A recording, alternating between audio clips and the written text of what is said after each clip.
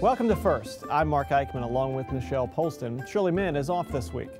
A call for bike safety in Delaware beach towns is growing after the death of an exchange student last month. Delaware lawmakers are done with their work in Dover. Exactly what got done and what does it all mean? We'll discuss this week on First. Big Barrel did not draw the crowds in Dover like the Firefly Festival did, but organizers think it has room to grow and add millions to our economy. First, your public media news magazine starts now.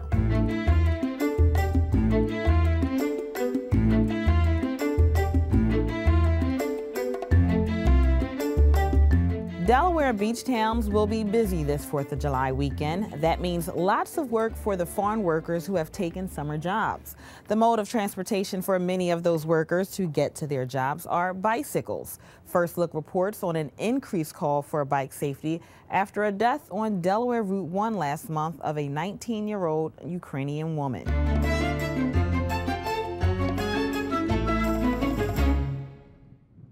Delaware beaches are becoming a popular destination for exchange students looking to experience America and make some money while doing it.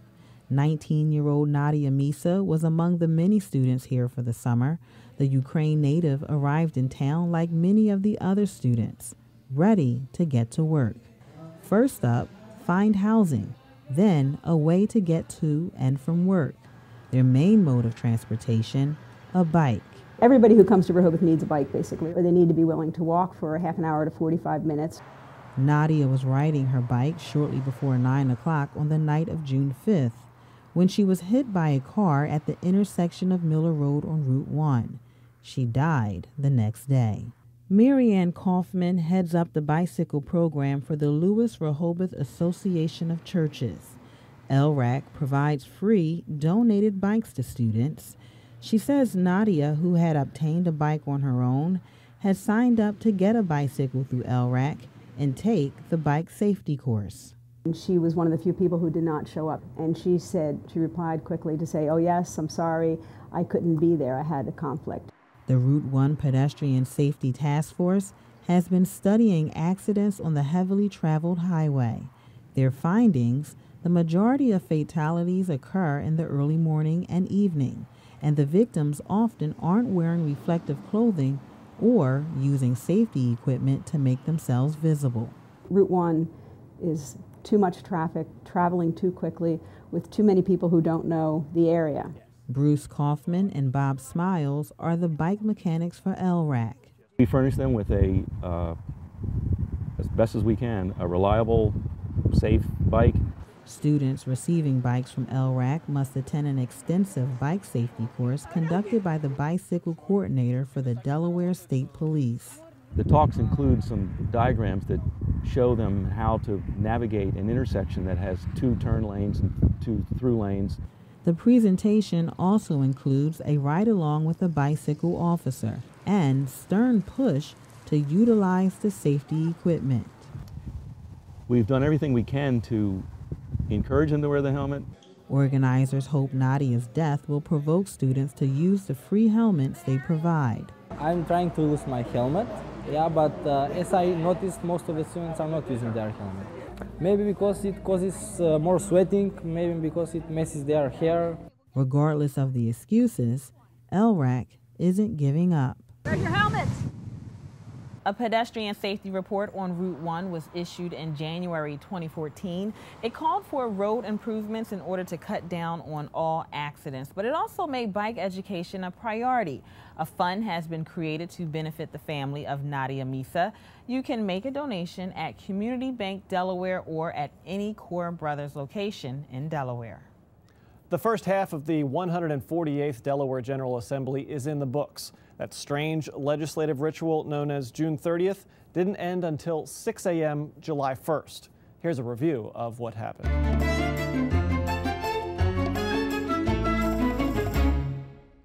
The end of the legislative year is a bizarre tradition in Dover. It's one of the few times that more than 10 people get to see Legislative Hall lit up.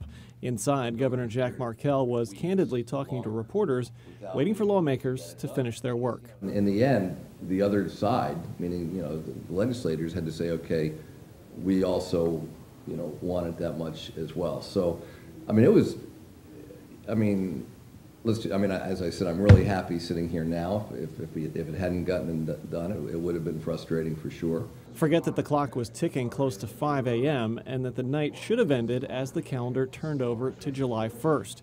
In the end, a $3.9 billion budget was passed. There will be improvements made with additional money put into the Transportation Trust Fund in the form of new DMV fees, but it wasn't done without some controversy. Unfortunately, we as a body did not take action to increase revenue, to do the two of the bills I had in place were for a higher bracket. Unfortunately, we didn't take action on that. So we left the JFC sort of in a predicament. So I'm very upset that we would calculate that we can support certain initiatives at the cost of people that are less fortunate than us. Our charge in the Joint Finance Committee was to make a budget out of the funds that we had. And I think we did a good job of that. You know, we didn't please a lot of people. I'm not happy with the budget. I don't like the budget. But this is what we had. I would respectfully suggest that the people who vote not to support the budget at this time on this vote are the ones that are failing the people of Delaware, because you're voting not to support the money for teachers, for police, for all the things that are important to our constituents. As usually happens in these late nights, bills are passed and the work somehow gets done.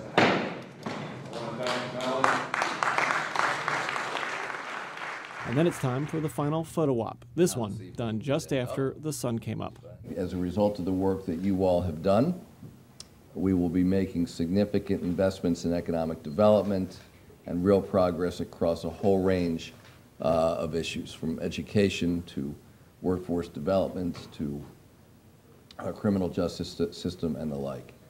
And I am just so impressed by how all of you, Democrats and Republicans, House and Senate, came together in a pretty challenging year to make significant progress for the people of our state.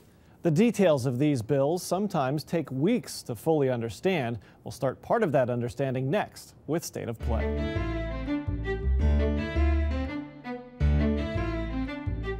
To kick off this segment of State of Play, let's introduce Stephanie Hansen of the law firm of Young, Conaway, Stargett and Taylor. And we also have attorney Michael Stafford, who's also a columnist and MSNBC contributor. Let's talk about that year after year tradition in Dover. What do you guys think? Is that productive governing? No. I think it's a great dog and pony show, and as much as some of the legislators complain about it, I think there's a lot of people down there who get a big thrill out of the last minute wheeling and dealing up until the wee hours of the morning. But I mean, really productive governance would be reaching some of these compromises in a more sort of measured and staggered fashion, and precluding these last minute, brouhahas that take us into, past midnight. Curious, who do you think look forward to that year? 80% of them. 80%. It's like the Super Bowl. Okay. It's like the Super Bowl. They look forward to it all, well, some look forward to it all session. You can go down there. I've been there at some, at various times in the past, and you can go down into the basement and you see the cafeteria is full. They camp out. They bring the bag lunches and books and everything that they need, pillows sometimes, to camp out. It's the Super Bowl of the Delaware General Assembly. But I mean, to go back to your question about productive governance, Colin Benini's been preaching about we're falling off a fiscal cliff for as long, I think, most of my adult life, and maybe we've reached the point where he's actually right about that. He's speaking it into existence. He's speaking it into existence. If you keep saying something long enough, maybe it actually becomes true. When we talk about productive governance, the kind of structural, systemic issues we have, both with spending and revenue, are not the kind of problems you're going to be addressing at 1:30 in the morning next year when we're doing the bond bill. We need leadership with real vision. We need those hard discussions to happen, and it's not something that's going to get done at midnight right before they pass the bill. I mean, we're looking at, in some ways, dipping into the settlement funds. Yeah. It's almost, maybe a good analogy is a family raiding their retirement account to cover daily living expenses or cost of living expenses for a month or two. It buys you some time, but if you don't address revenue or spending, you're still going to go bankrupt. And for us, I mean, Colin likes to, having given Colin his plug, Colin likes to frame it as a spending problem. Yeah. Spending problems are also revenue problems that could be recast in a different way. I think we as Delaware have to have a vision of what do we want from government? What kind of services do we want it to provide? What kinds of infrastructural projects do we want to fund? What do we want government to do? And then we need to fund it appropriately. So while it could be a spending problem, it could also be a revenue problem. And I would say that some of the wealthiest Delawareans probably don't contribute their full fair share. Well, then you have this bizarre scene of people lobbying for a farm bill and union jobs through a bond bill. It seemed like a roller coaster ride. Wasn't always sure if we were going to get it done, and it seemed like there were a lot of very strong feelings about what should be in the bond bill, and there just wasn't enough money for all of those things that there had strong feelings that we ought to have in it. It was nice to get some farmland preservation in there. We didn't get open space. We did get community transportation fund, the municipal street aid, got a lot more drainage in, a number of other projects that are already kind of underway, and we can really make some progress now on those. But there were a lot of things that didn't get funded because if we tried to fund everything, we would have been probably too low in some areas for them to do anything. That's because there is so much in the bond bill, it allows you to do the horse trading that many feel is necessary in order to get those things addressed. That's why that happens the way that it does. Yeah, and it's productive. Look, they got what they wanted, by and large, the farm funding in particular. So if a strategy works, people are going to follow it. And there needs to be, they were so up against time pressure, and there was so much dissent even coming into yesterday's session that deals had to be cut, and those are chips on the table that people were able to get in. So good for them. Well, let me pick your brains about the Transportation Trust Fund. Supposedly the money will be used to fix roads, but is that the actual answer? It averted a crisis this year by going in and raising the DMV fees. What they didn't do, which is what I think we'd been talking about for the last several months, is they didn't do the harder thing, which would be the gas tax. The gas tax would have provided, of course, kind of a larger and more steady income going into the future to address some of those issues. But they chose instead to up the fees, which, like I said, it averted the crisis for now, but it didn't solve the problem. Some of you may remember this. Yeah. Yes. And, Dirty Rock. Yes. So and because of the votes that you all have taken tonight and recently, we're now in a position where we're going to be making some important investments in our transportation system. And again, just the way that you all came together was, I think, really, really phenomenal. The fundamental crisis is this. We either have to reduce spending or raise revenue, or more likely we have to do a combination of both. Nobody wants to pay more and nobody wants to get less. That's the gist of this. That's the fundamental issue. Those discussions, that's the can that's been kicked down the road one additional year. But I mean, time is out. Time's up. Next year is going to be a very difficult budget. And I would hope, again, that people in leadership, people who want to be in leadership, really articulate a vision of how we get to a more sustainable fiscal footing for the state. Before we really get too deep into next session, the day actually started with Governor Markell signing 6 bills which are aimed at improving the lives of women and help them against domestic violence. This particular House bill deals with domestic violence, and a person could not lose their job as a result of having been a victim of domestic violence. It allows for a safe place at their job to be able to go.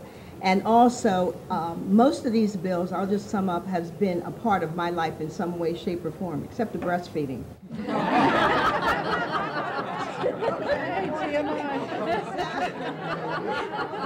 So I'm really glad to be a part of all of this and be able to share our stories, because back then there weren't any laws for us, and now we have them. Senate Bill number 51 allows victims of domestic abuse, sexual assault, and stalking to testify remotely in criminal cases, that is by closed-circuit TV, if the judge finds that their testimony would be affected by having to be in close proximity to their abuser. It's certainly a collection of bills that everyone could get behind, and they could get behind fairly easily, and they all came together at the right time. So I would think it was the sleeper package that came through. It was great. Yeah, obviously it addresses a real need, but it also, it's not surprising that it sailed through so easily. Who in the Senate or the House is going to be the person who says, no, no, no, I'm voting against the domestic violence bill? Well, thank you both for being here, Stephanie Hansen, Michael Safford. For those of you at home, you can watch this interview in its entirety when you click State of Play in the drop-down box at newsworks.org/Delaware. Big Barrel put Dover in a country mood last week. Did it put the state's economy in a good mood too? And the inspiration of Native American jewelry is a good starting place to watch this week's First Experience. It's a quiet weekend in Dover after a pair of raucous, music-filled weekends last month. Both appealed to a wide spectrum of music lovers. Both went a long way to putting Delaware on the concert map. Let's take one last look at the inaugural Big Barrel, a very different festival than Firefly.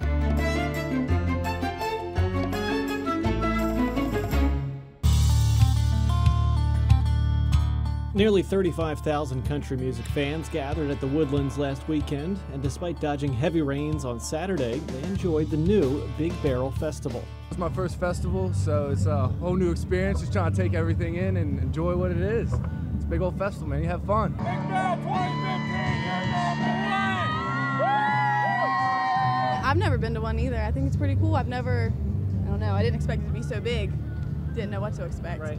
Big Barrel definitely had a different feel than Firefly. For starters, only about a third of the people were there. But just as noticeable, chairs. In addition to selling a front porch seating area, Big Barrel fans were also able to bring chairs to sit and enjoy the tunes. I was here at Firefly. Yes, last week I was here. So I'm back and I'm happy to be back in the Woodlands. It's definitely different. The atmosphere is totally different. There's a lot of older people this week, so it's a definitely a different crowd, but I'm excited to be here. I like it a lot. Firefly's hammock hangout and silent disco were gone. Instead, Big Barrel offered a dance hall, perfect for working on your line dance steps. Also new at Big Barrel, a petting zoo.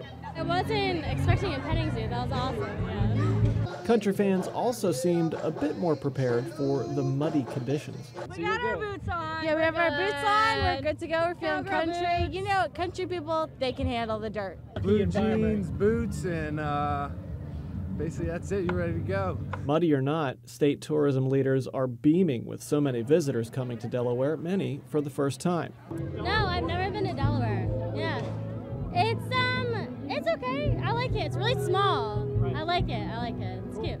It's amazing that we have these wonderful music festivals in Delaware, 90,000 people one weekend, 30,000 or 35,000 the next weekend. It's awesome. Actually, a friend from school lives in Delaware. It's my first time being here. She always talks it up, and I'm like, this is pretty cool for Delaware, I'll have to say. And you know what the best thing? Everybody's happy. They're here, they're having a ball. It's an amazing festival experience. A big seller, of course, mud boots. They've sold out. All the stores have sold out of rubber boots so far this week, and some really positive things. I mean, Walmart, Dick's, they were all geared up for this. Between Firefly and Big Barrel, the state expects an economic impact of around $90 to $100 million. Organizers believe Big Barrel's $35,000 could look more like Firefly's $90,000 in a few years. I definitely think the trajectory could be that good. Country is the #1 radio format in the world. Tickets are selling like crazy everywhere. And there's 2 country festivals in this very state alone, first-year festivals, and they're both doing well. So we definitely think it could grow quickly. We're excited to see what it does. Maybe if they do it every year, we'll probably come back. I think hopefully we'll brand ourselves as the music capital of the East Coast. The State Fairgrounds in Harrington becomes center stage for music in the first state later this month. Then in August, Country Music Festival #2, Delaware Junction Festival, takes over the fairgrounds with headliners Toby Keith, Florida Georgia Line, and Jason Aldean. So So we're giving the last word on the Delaware legislature to Rob Torno. Thanks for being here. No sweat. So Governor Markell was in a happy mood as the legislative session started. To start off what will be a very exciting rest of the day, in the spirit of everybody working together, I would like to do that. And so we've got the President Pro Tem, Senator Blevins, and Senator Poore, and Senator Cloutier, and the Majority Leader, Representative Longhurst, and Senator Henry, and Senator Hall Long, and Representative Bolden, and Senator Peterson. Are you surprised at all? No, I mean, they accomplished what they wanted to. They got a budget deal. You know, there were certainly a lot of good things in the budget deal. We threw money at the Transportation Trust Fund. We eliminated the problem that we're going to have with counties and municipalities with messing around with the real estate transfer tax. Nonprofits didn't get as hosed as they were going to. So all those things are good. The problem is they kind of did a short-term gain thing versus like the long-term problem. And they put off this immense budget deficit that's going to hit them down the road next year without addressing revenues, without cutting the budget at all. Yeah. And that's going to be an election year, so that's where the problem's going to be.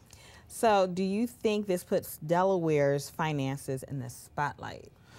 No, I mean, yeah, I kind of, you know, certainly we're not as bad as some other states, but, you know, the fact that we've kind of put this massive deficit off without fixing any of the structural problems. We use a lot of one-time money to fix this year, and we're going to probably end up using some next year. It certainly kind of is a problem, but, you know, they'll have to tackle it next year. Well, I have to bring up your favorite person, Chris Christie. He's running for president. This is definitely good news for you. Yeah, you know, as a cartoonist, it's great. And I've been following Christie a long time. He's, you know, sort of a clown to me, right? Like he is telling it like it is his big slogan. He's polling very poorly in his own state. You know, it'll be interesting to see if people around the country look at him better than the people who he's been serving for the past 5 years. So we'll see how it shakes out. I love all these guys getting into the race. It's great. So would it put you in an editorial cartoon heaven if it's Chris Christie against Joe Biden? Oh, yes, that would be fantastic. I mean, who knows if Joe Biden's going to run for president? I think it's a lot of smoke right now. But he's got sort of this, like, hero cred with younger voters, you know? Yeah. But it would be great. From my perspective, yeah. I'm already imagining some of the cartoons that you could possibly come up with. Well, thanks, Rob. You can follow Rob on Twitter at Rob Torno. It's also fun to check him out on the pages of newsworks.org/Delaware. Also, don't forget to read It's a Sure Thing, too.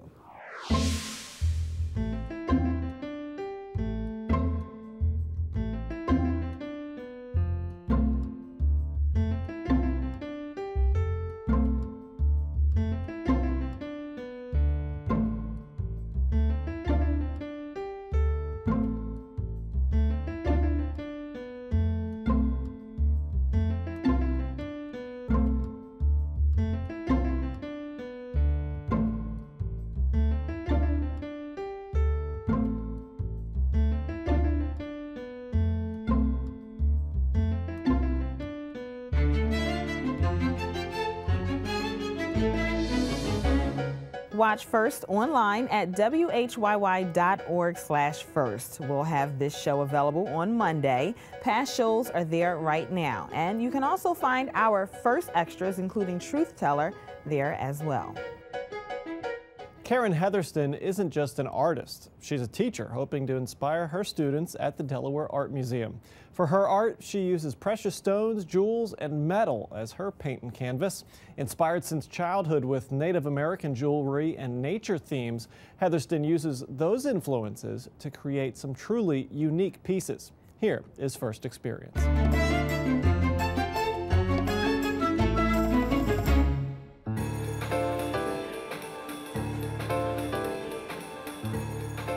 I've been doing jewelry and metalsmithing for, gosh, close to 40 years now.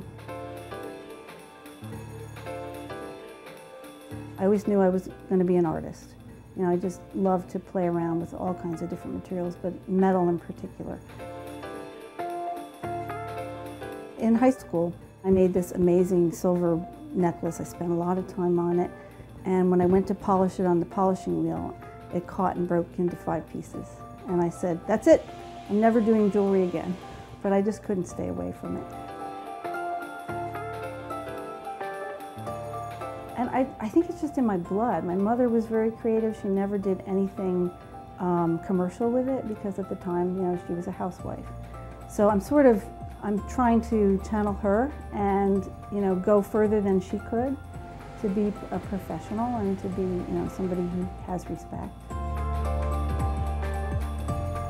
One of the things that motivated me to be a jeweler was my grandparents had been down to the Southwest quite a bit, and they got a magazine called Arizona Highways, and it had issues full of Native American work. And I went, this is amazing. You know, this is sort of what I would like to do. So my work has a lot of elements of Native American design. The stones sort of start the whole process, and often I will take one large stone and then pull color with sort of companion stones. And that's sort of where my color theory comes back in that I learned when I was in my freshman year in college. Sitting down and playing with all the colors and the stones and thinking about what are the possibilities is one of the most exciting things for me. It's just something I know I can do, and that's why I'm enjoying teaching too. I want to pass on my skills before I'm gone. You know, I think it's really important there's somebody out there who is really talented, who I haven't met yet, that might come to one of my classes, and I'll be able to inspire them and, you know, pass on my skills.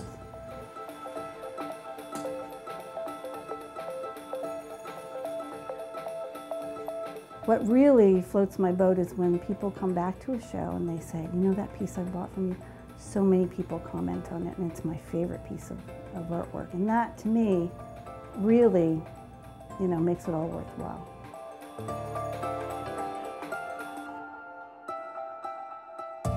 I want it to be well made. I want it to stand the test of time. I want them to see a creativity in my work, you know, something that's different from anything else they've seen before. I want people to love the work.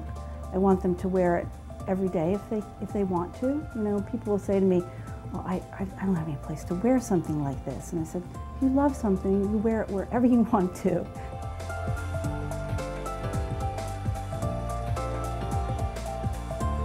Everybody who likes art has gone to an art show and said, oh my God, I have to have that. It just speaks to me. And that's what I want my work to do, is really speak to people. Heatherston teaches classes at the Delaware Art Museum and shows her work at various craft shows around Delaware and in Pennsylvania. You can learn more about her classes on the museum's website, delart.org. Heatherston's work can be found at KarenLHeatherstonDesigns.com. Next week, Governor Markell gives us a few minutes of his time to reflect on the legislative agenda and what's new in the first state. We'll also check in with the people behind Cure Violence and how this work in Wilmington is going. Look for those stories and more next time. That is First for this week. We thank you for watching what the Delaware Press Association awarded as the best TV newscast in the state. For Shirley Min and Nichelle Polston, I'm Mark Eichman. Have a great week.